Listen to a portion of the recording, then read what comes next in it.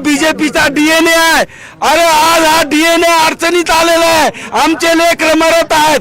तुमच्याकडून आम्हाला न्यायाची अपेक्षा देवेंद्रजी, तुम्ही ताबडतोब तुमची सरकारी यंत्रणा हलवा, वडीगोदरीला पाठवा आणि हे आमचे जे 2 योद्धे ओबीसी आणि व्हीजेएनटीच्या न्यायासाठी आमच्या आता आंदोलन करते आणि ओबीसी समाजाचा संयम सुटत चालला नाही, पर्याय नाही साहेब, आमची इच्छा नाही संयम सोडायची, परंतु शासन जर आमच्यावर अशी वेळ आणत असेल तर कोणी समाज ऐकत नाही। आता समाज प्रचंड चिडलेला आहे, आमच्यावर मुळात खूप अन्याय झालेले आहे। आमचं आरक्षण आमच्या ताटातलं जर धनदांडगे आणि जातदांडगे लोक आमचं ताट हिसकावून नेत असतील तर कोणी हे सहन करणार नाही।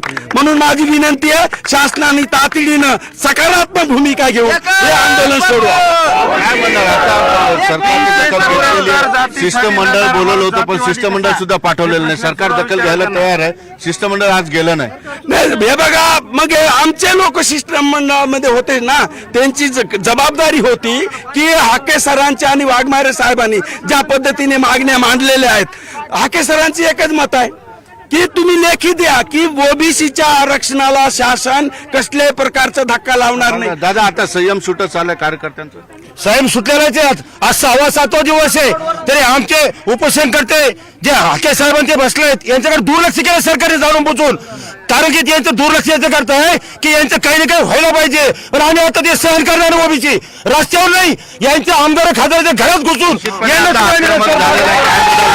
काय भावना आहे? आता संयम सुटत चाललाय, लोक राहतात। ओबीसी समाजाच्या भावना ज्या आहेत त्या तीव्र आहेत आणि आमच्या सगळ्या समाज आता रस्त्यावर उतरलेला आहे। सरकारने गांभीर्याने ही दखल घेतली पाहिजे।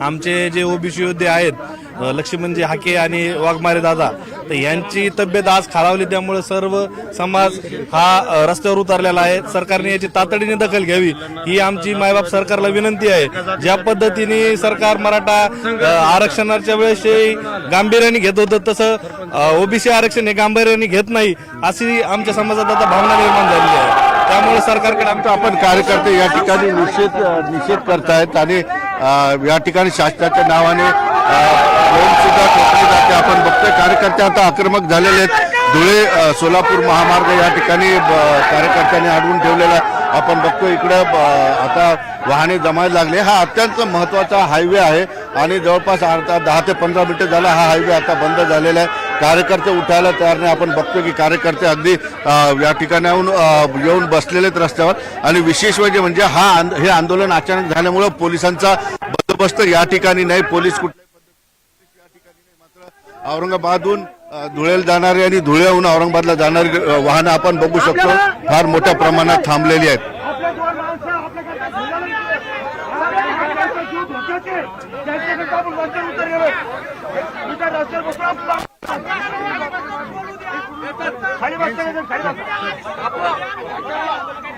बाकीच्या बाजूला सरकार मीडियावाला समोर येऊ द्या।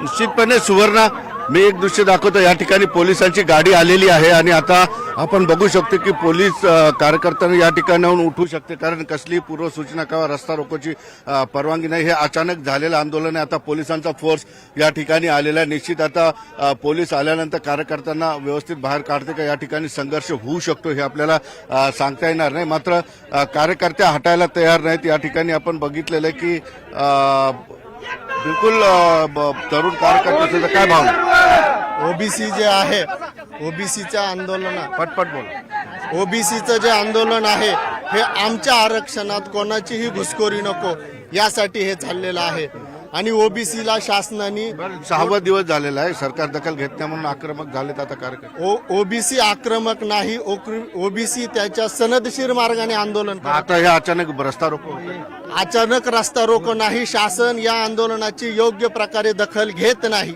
त्यामुळे ओबीसीला नाईलाज असतो रस्ता रोको करावा लागत आहे, तो पण सनदशीर मार्गाने। निश्चितपणे काय म्हणाल बाबा? काय म्हणा, ठीक आहे, बघतोय आपण पोलिसांचा या ठिकाणी बंदोबस्त आलेला आहे. पोलीस आता एवढ्यात पोहोचलेले SRPFची टीम या ठिकाणी आणि इकडच्या बाजूला कार्यकर्ते आहेत.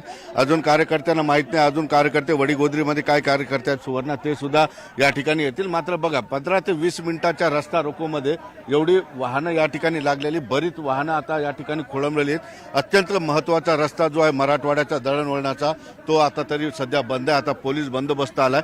नेमकं पोलीस काय भूमिका घेतील हे पाहणं गरजेचं.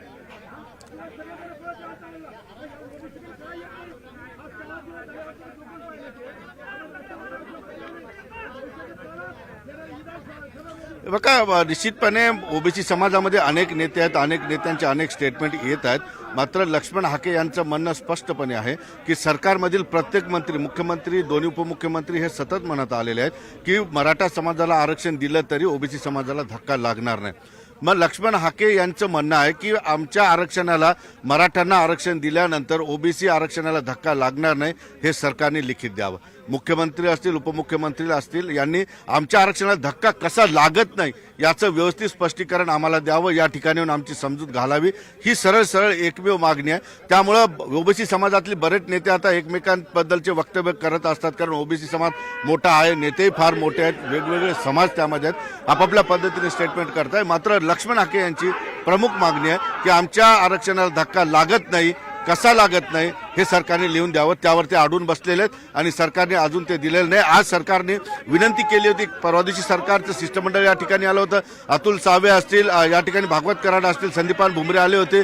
सरकारने विनंती केली होती की शिष्टमंडळ पाठवावं. शिष्टमंडळ आज गेलं नाही आणि कॅबिनेट सुद्धा रद्द झाली. त्यामुळं कसल्याही पद्धतीची बैठक या ठिकाणी झालेल्या रॅपिड ॲक्शन फोर्सचे कमांडो सुद्धा या ठिकाणी सुवर्ण आलेले आहेत. अचानक रस्ता रोको झाल्यामुळं पोलीस यंत्रणा आता कामाला लागलेली आहे. पोलीस बळ या ठिकाणी येताना दिसत आहे, कारण रॅपिड ॲक्शन फोर्स